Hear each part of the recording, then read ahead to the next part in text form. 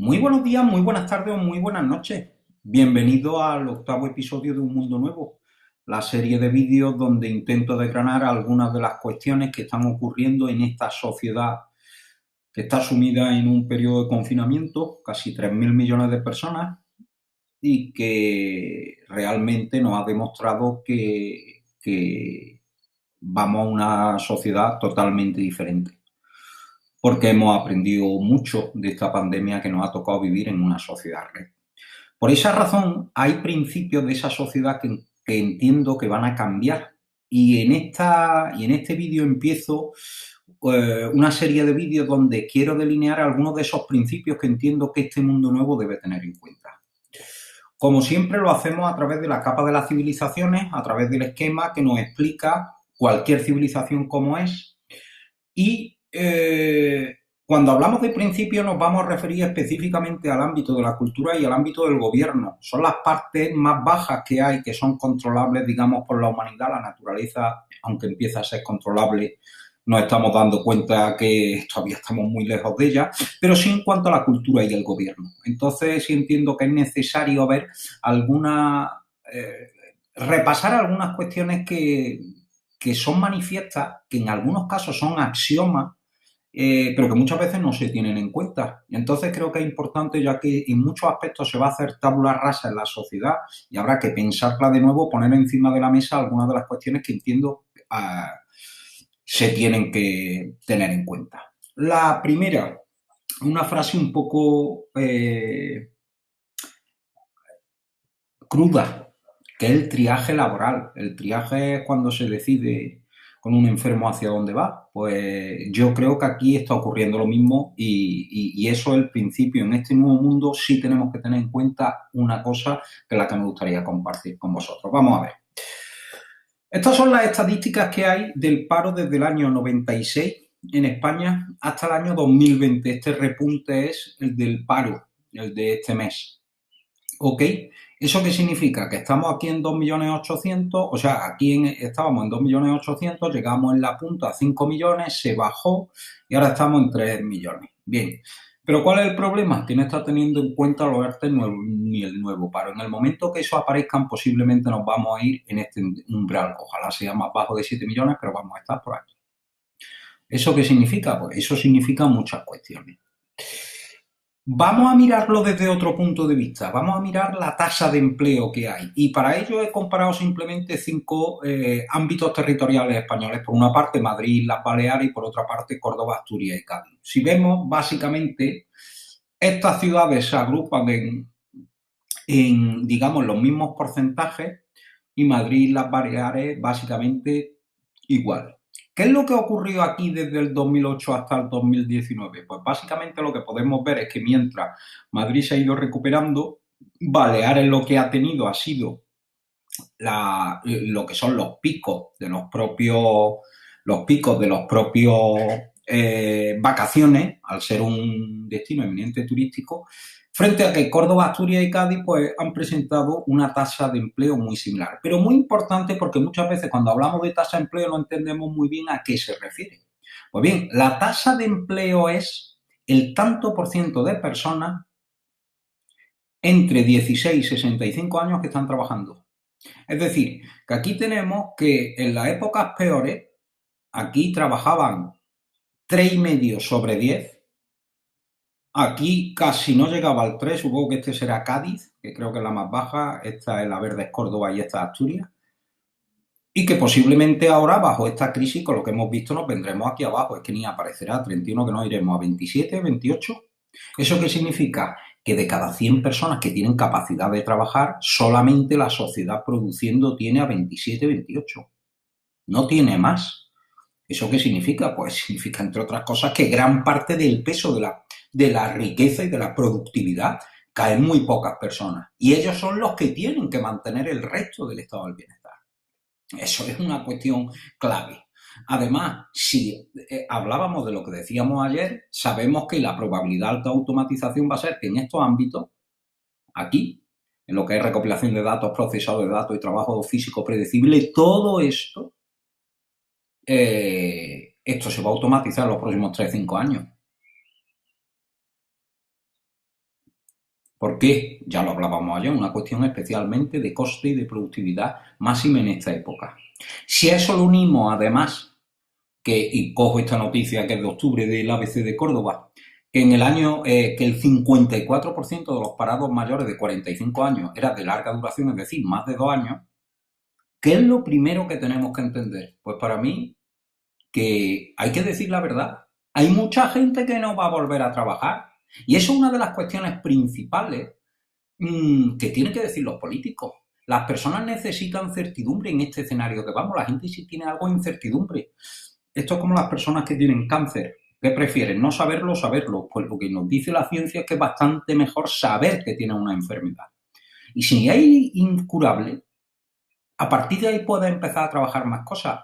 Lo que no puedes tener son sociedades que históricamente los políticos han tenido, en muchos casos con buena voluntad. Yo eso no, evidentemente no sé, no lo voy a criticar, pero que en muchas ocasiones se ha tenido a los políticos vendiéndonos planes de formación, planes contra el empleo, contra el paro, que se va a reducir, y al final siempre es más o menos lo mismo. Existe actividad económica cuando el intercambio de bienes y servicios se puede dar entre un productor y un cliente. Esos clientes aquí hay pocos, y si no los tienes, y si aquí no los tienes, los tienes que sacar fuera, si encuentras lo suficiente podrás emplear personas, y si no, no. Y desgraciadamente, el mundo que estamos en el año 2020, lo que nos dicen los datos es que va a haber mucha gente que no va a volver a trabajar. Entonces, es fundamental hablar de eso. Pues hay un tanto por ciento de personas que no van a volver a trabajar. Y a partir de ahí podremos hacer otras cosas. Porque mientras lo enredemos con talleres y cursos que sabe todo el mundo, prácticamente todo el mundo, que no van a tener salida, ¿qué vamos a hacer? Vamos a crear falsas expectativas, y creo que eso es uno de los grandes problemas que hemos tenido en los últimos años con parte de la clase política y la relación con los ciudadanos. Entonces, como os digo, el triaje laboral, esa palabra que suena tan fea, pero creo que es muy descriptiva, es importante trasladarlo. Muchas millones de personas en España y en el mundo no van a volver a trabajar. Pero eso no dice, y ahí entro en mi segundo principio, que nadie puede quedar atrás. Nadie. Nadie. ¿Por qué? Especialmente, como pongo ahí, en comida y beber. ¿Por qué? Porque es lo que hemos hecho toda la vida. Así hemos sido la humanidad siempre. Eso no tiene que ver ni con comunismo, capitalismo, neoliberalismo, ni muchas veces los ismos que se ponen para acusar a otros. Oye, un poco de historia. En Córdoba, y yo supongo que esto sería en gran parte de la España católica, hasta bien entrado el siglo XXIX, el siglo XX, las casas, las casas se autoasignaban pobres. Es decir, había un sistema de acoger al que no tenía, y la población se autoorganizaba. Ahí traigo y ahí está el enlace, un capítulo de Notas Cordobesas, que son una serie de crónicas que un periodista cordobés, Ricardo de Monti, hizo en los años 10 y 20 del siglo XX, hablando del siglo XIX. Y aquí hablaba, y ahí lo podéis leer, cómo los mendigos cordobeses se dividían: aquellos que iban a determinadas zonas y luego los que iban a determinadas casas, iban en unos días concretos. Y eso ha estado muy presente. Oye, pues esto es exactamente lo mismo, estamos en la misma situación. Por eso lo engancho con que el Banco de Alimentos en Córdoba es bastante importante, tiene una red bastante extensa, tiene hasta 50 puntos de reparto. Pues a esta se le ha sumado el Ayuntamiento de Córdoba, creando el proyecto Todos con Córdoba, en lo que se intenta hacer, que es donar dinero para que el Banco de Alimentos tenga lo suficiente suficiente alimentación para poder repartir al que no tiene. Porque realmente va a hacer falta. Porque va a haber un tanto por ciento de la población que, por carecer primero de empleo y luego de redes familiares, no va a tener esa capacidad. Entonces es importante que, mientras se prepare lo que sea con esto de la renta básica que dicen que se quiere poner, y yo digo que no hay dinero, vamos, yo no lo digo porque lo haya estudiado, sino porque he leído a aquellos que han hecho estudios profundos y dicen: es imposible hoy en día tener una renta básica como está contemplado. ¿Qué es lo que se busca? Pues lo que se busca básicamente es que las personas no les falte. Pues hasta que lleguemos a eso, en caso que lleguemos, ¿qué es lo que tenemos que hacer? Que lo tenemos que hacer como lo se ha hecho siempre, toda la vida. Son los ciudadanos, ellos, de manera particular, los que tengan que solventar los problemas de otras personas, de sus semejantes, de nuestros ciudadanos, de los que vemos en las ciudades, o será bastante peor el remedio que la enfermedad. Es decir, si no somos los ciudadanos, tendrán que ser las instituciones, será a través del cobro de impuestos y eso entrará en una espiral que nos llevará, y no es exageración, a una Argentina. Argentina acaba de entrar en default. Básicamente, no va a poder pagar su deuda, ya se sabía desde hacía 3 años, y acaba de entrar en default. Eso no estamos tan lejos los españoles, a pesar de que estemos en la Unión Europea. Entonces es importante darnos cuenta que la responsabilidad individual no es externalizable a una institución. Por eso, nadie puede quedar atrás, pero que nadie quede atrás no es una cuestión del gobierno, ni del ayuntamiento, ni de la Junta, es una cuestión propia de nosotros. Y principio 3 que me gustaría hoy hablar, que no es menos importante.